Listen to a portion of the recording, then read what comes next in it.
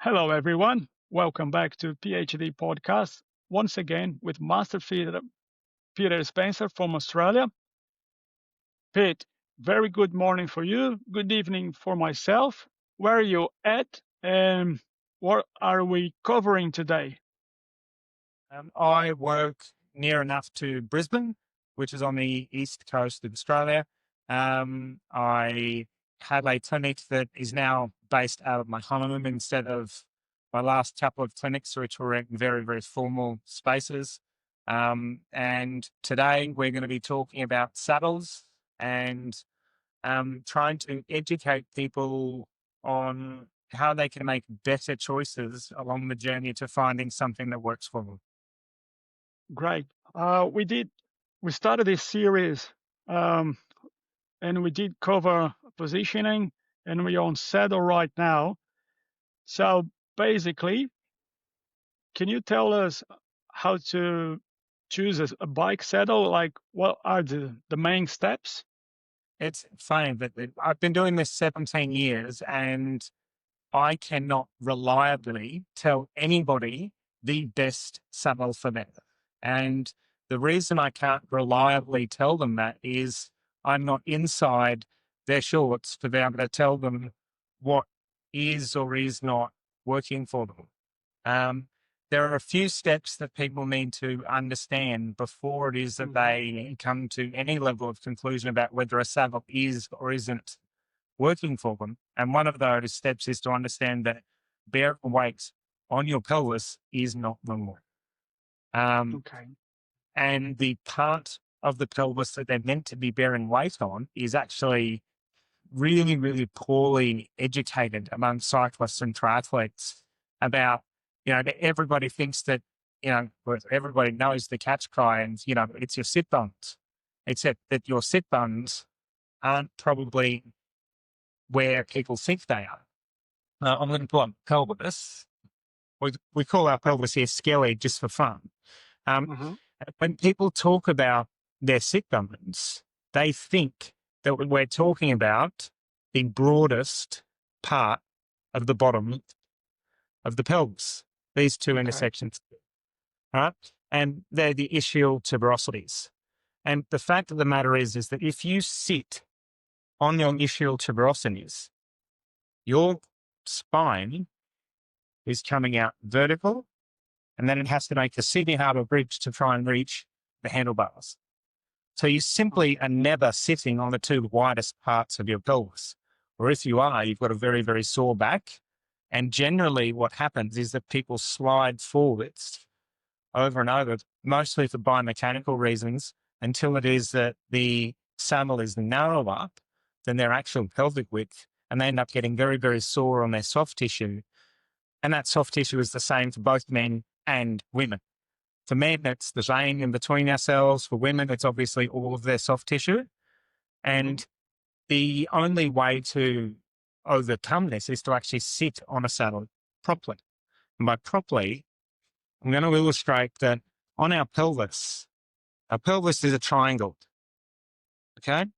And in that triangle, we're actually meant to be, and we talked about neutral spine here before, but there's a particular flat section on the pelvis, right, that is significantly longer than the 2 points at the rear. So you'd be spreading the pressure over a significantly longer bone patch. And you will find all of a sudden, when it is that you can roll forwards onto that flat patch, you have better purchase, and your soft tissue normally aligns with a groove or a perennial pressure patch on the actual saddle itself. Now, this doesn't stop people from rolling their pelvis backwards and still sitting like a fat person riding a moped.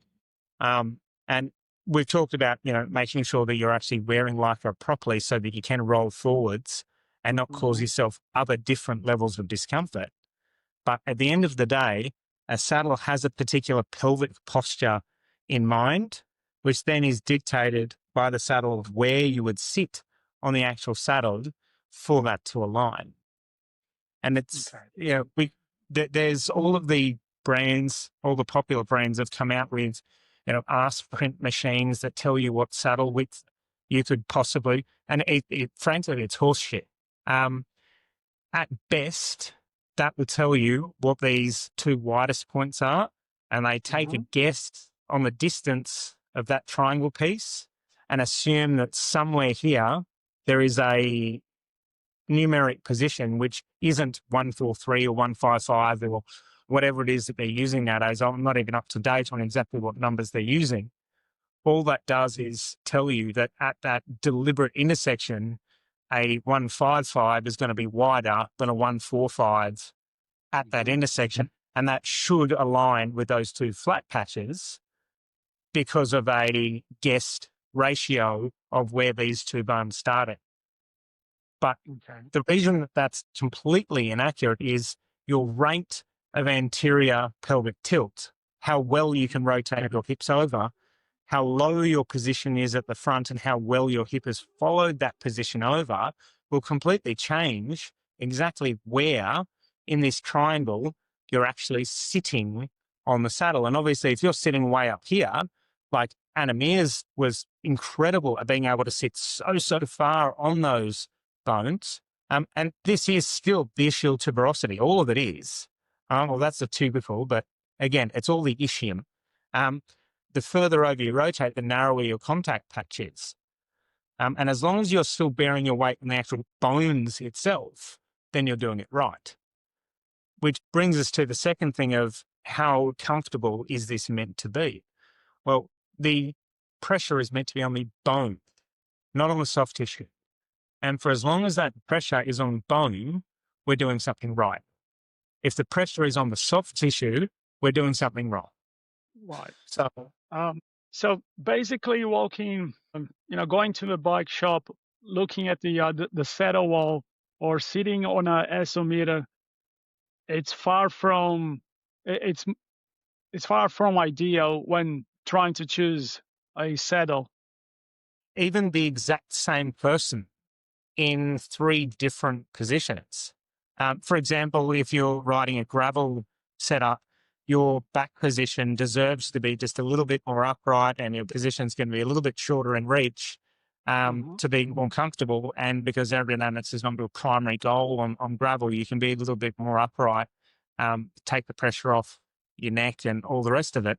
That's then changed your pelvic tilt by a little bit, and then you're going to be sitting on a marginally broader contact patch on the saddle.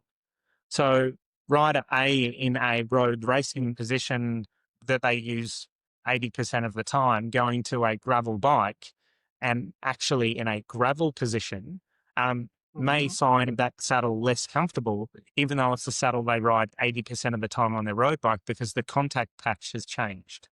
Pete, if someone is, let's say, starting from scratch or returning to cycling, so let's say it hasn't been on a bike saddle for a while, what would you say to the timeline, getting the right saddle position and dialed? You need to start on what I would call a posturepedic or at least a better than base level saddle. Because if you start on what I call a CAS saddle, a cheap as shit saddle that comes on a stock standard bike, you're likely to learn some really, really terrible habits about how to sit. Like, I don't want to brand slander too much here, but most of the physique saddles over the last decade, and they are getting better, never had a relief channel like the Physique Arione, for example. And anybody who rode a Physique Arione would automatically roll their hips backwards as far as they could because they were getting completely destroyed by the saddle not having a relief channel. So if you were a brand new cyclist, you would want to make sure that your saddle had a very good relief channel for the premium pressure. You need to understand neutral spine and pelvic posture. You need to respect that your bones are going to take a little bit to get used to the idea that they're now copping pressure.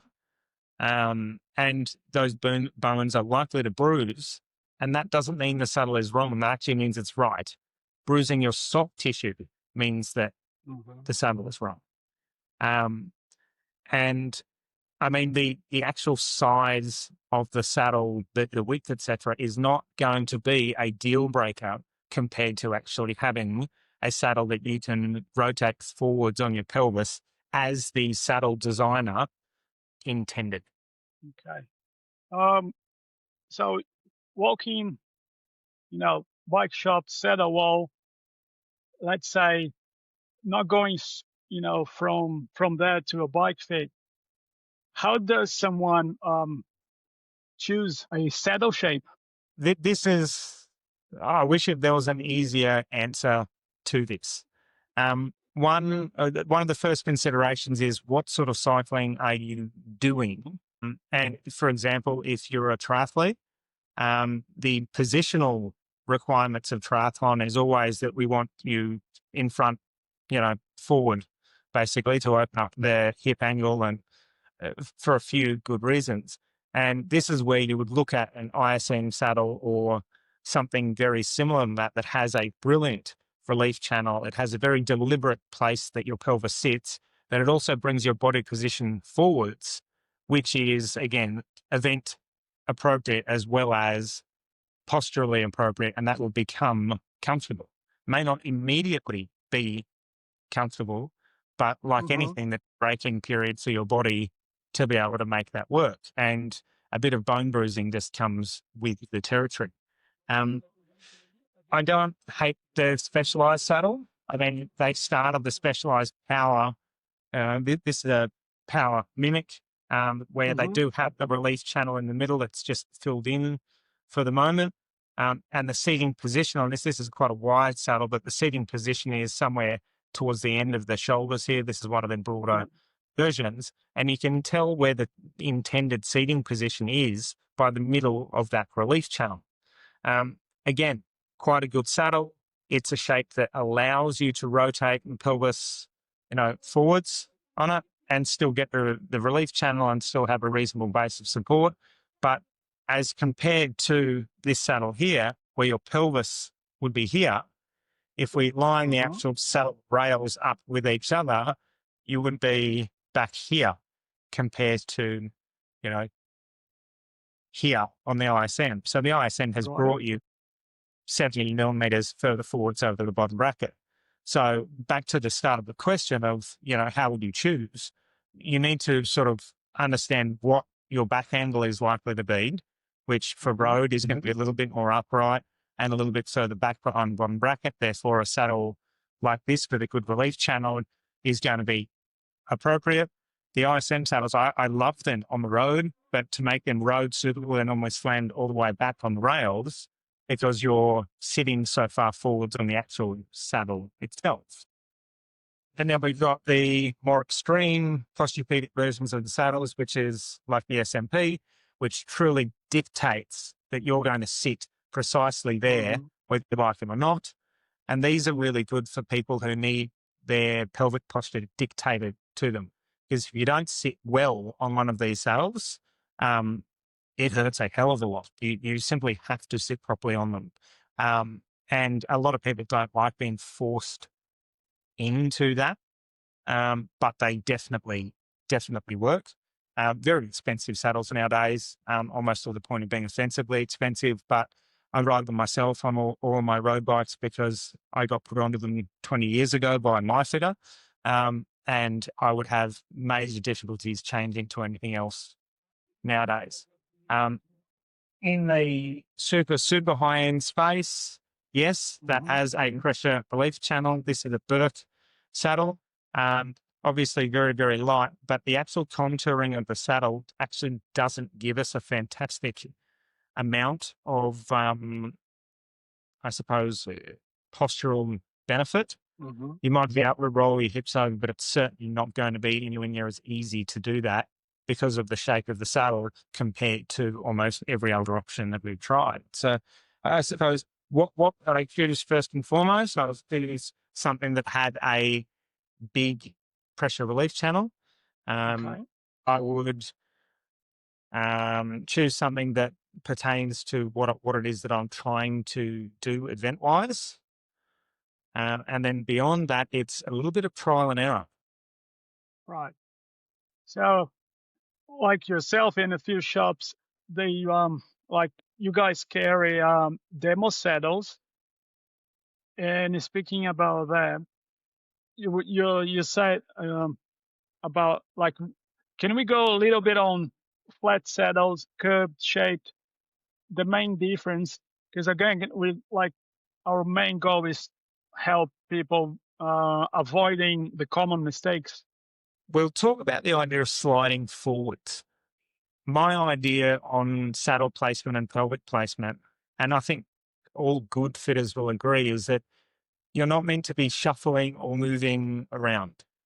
Okay. Your pelvis is meant to stay in the same spot, whether you're climbing or whether you're time trialing. And it's a statement of fact that all of us, me included, we will come forwards a bit on the saddle when we're really, really under pressure. On the rivet, we will drag ourselves a little bit further forwards. That's normally getting desperate and trying to recruit our glutes a little bit more. It's not usually actually a successful thing as far as genuinely producing more power, because you also shorten your leg extension and reduce how much breathing capacity you have by doing that. But it is something that does happen. But you want to limit that amount of movement, and you certainly don't want to promote the idea of sliding backwards to climb or sliding forwards to time trial or anything like that. You really want your position to be as consistent as humanly possible. So the flatter the saddle, the more likely you are to move forwards and backwards. And in moving forwards and backwards, it's normally your pelvis that rotates and sort of drags your tailbone underneath yourself as you come forwards, which then mitigates the ability to use your glutes as effectively.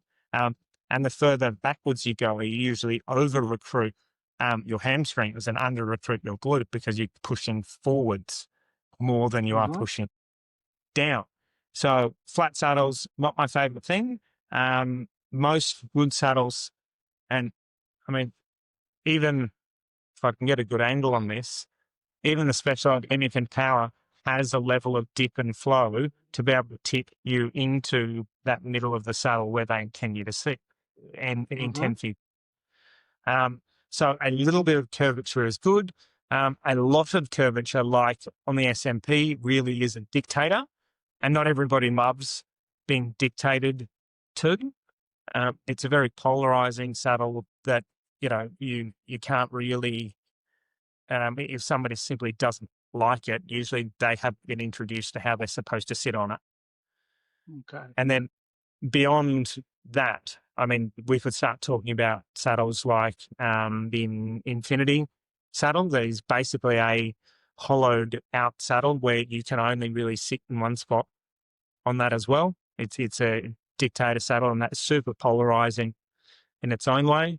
Or a saddle where you form it, and you either form it with your own good posture or bad posture, but it ends up forming to you. That can be comfortable under your bum, but cause a whole lot of problems longer term, lower back, shoulders, all sorts of things, if what you form that saddle to is let's say improper posture, because your saddle is then going to continue encouraging you to do that. Okay. All the old roles. Yeah, Pete, before we going to, let's say, common mistakes, can we talk a little bit about saddle tilt, the relation of moving the saddle far back, far forward, and also handlebar height? Because let's say someone is picking a saddle according to, the riding style and everything else.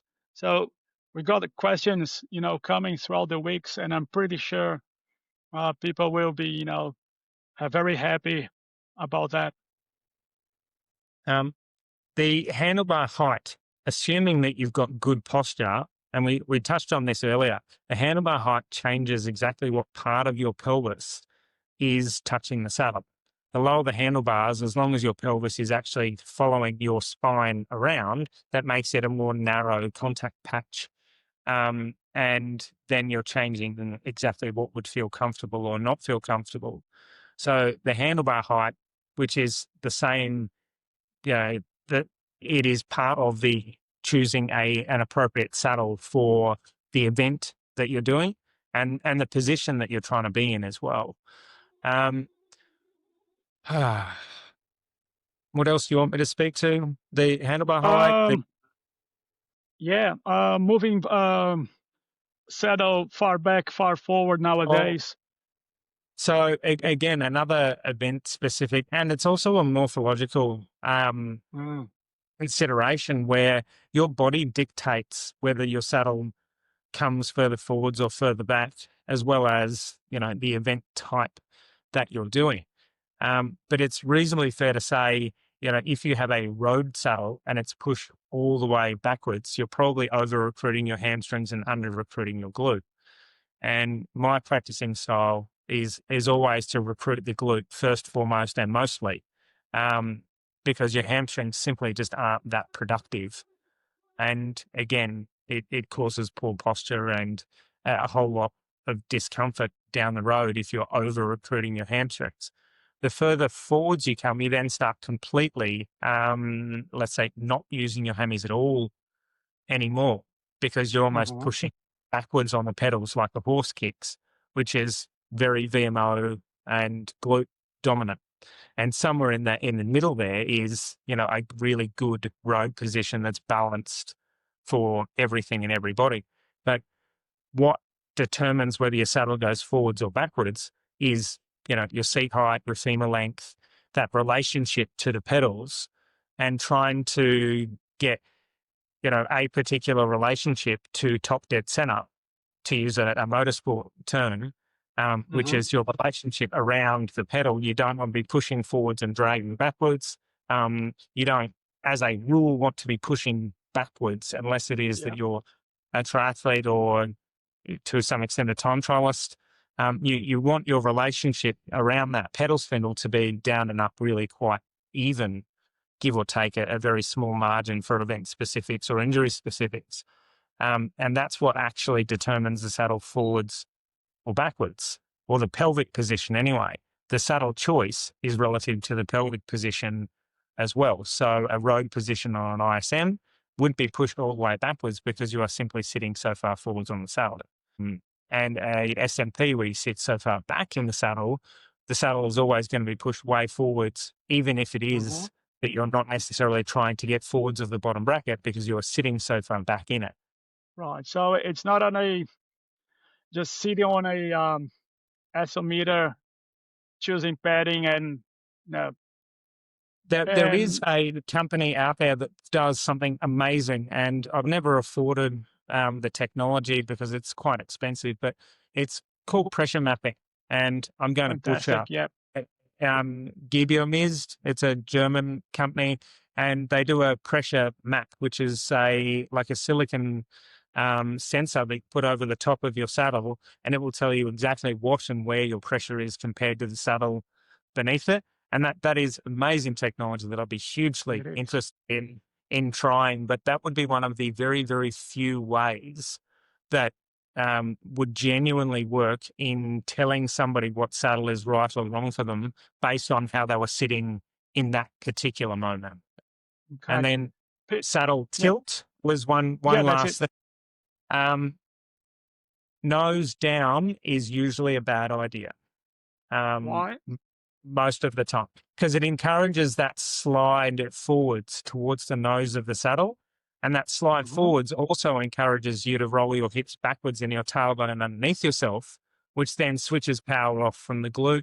And invariably, you end up on the nose of the saddle and your softest of tissue. Um, I would more often have the nose of the saddle marginally a tiny bit, nearly nothing, but a tiny bit higher to make sure that sliding forwards isn't as easy and to keep that pelvis Mhm. planted towards the back of the saddle, or at least the midsection where it's intended to be instead of sliding forwards. Awesome. Common mistakes. What do you reckon? What would you say the common mistakes are? Persevering with this saddle that came with the bike because it came with the bike. Okay. Um, it would be choosing what is currently cool instead of what actually works for you. Um, it would be trying to create room on the bike. Let's just say they're rich, doesn't feel comfortable, and they want more room. Pushing the Uh-huh. saddle backwards to try and create more distance because their frame's too small or because they have an integrated handlebar setup and they want to, save the fancy handlebars, so just push the saddle backwards. And looking only in whatever saddles their local shop has or recommends, because there are so many great brands making saddles nowadays. Um, and they're not hugely, I suppose, different in basic design feature. But you don't have to go with the one that is on the floor at the shop when there are other Mhm. saddles out there to test and try. And I suppose that the most pivotal thing is that um, without good posture, every Uh-huh. single saddle is going to feel horrible. And what level of discomfort is appropriate really comes down to what parts are getting hurt. Your bones getting a little bit bruised is part of the process as long as it's the bones. If your soft tissue is getting sore, that's not okay. And that requires a level of change, usually in posture, but also there are saddles that encourage and discourage good posture just by design. Great. So not rushing when, getting used to a new saddle or getting back into riding is one of your main tips. If you could give, let's say, one or two or five piece of advice, what would you say? um, Understand posture before even looking at saddles, because the How? saddle you might be perfectly okay. Um, Suppose you, at this point, you probably linked the last podcast we did on neutral spine and Yeah. how to sit. And if I can get it in frame, it's sitting like that Yeah. instead of like that. And once it is that you've understood that you're supposed to be sitting with your hips tilted forwards, that saddle you have on there might be perfectly okay. It was just as likely that it was you integrating with that product poorly than the product not being appropriate. So get yourself right first. And if it is you simply cannot sit on that saddle properly, we investigate other options around what saddle is going to allow good posture. Fantastic. It's not an overnight thing sometimes. No, and it's not something that people talk about in the bunch either. Everybody's talking about tire width and TPU tubes and, the Yeah. latest, the diamond having a new color, instead of actually learning the fundamental basics of riding a bike. Um, Pete, I reckon we've covered pretty much everything today, saddle-wise speaking. Would you add something now? And like, if you're listening or watching this, just leave your comments down below. We can return to you. And also, I'll leave Peter contact. And Pete, once again, it's with you now. Just wrap up, please. Yep, great. Another masterclass. There is simply so much to learn about um, saddle choice. We could never cover it in just one podcast, but it's Uh-huh. also really, really important to understand that just going and buying 10 different saddles, in fact, is probably not any part of the resolution. And I see it a lot where people bring a whole box of saddles in with them and go on, none of these worked for me. And I said, well, actually, at least half of them should have worked for you if it is that you'd been taught these couple of skills first.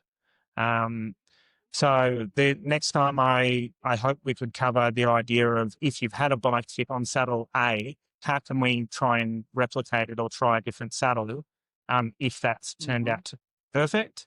And that's a bit of almost a mechanical exercise more than a bike fitting exercise on how we could do that.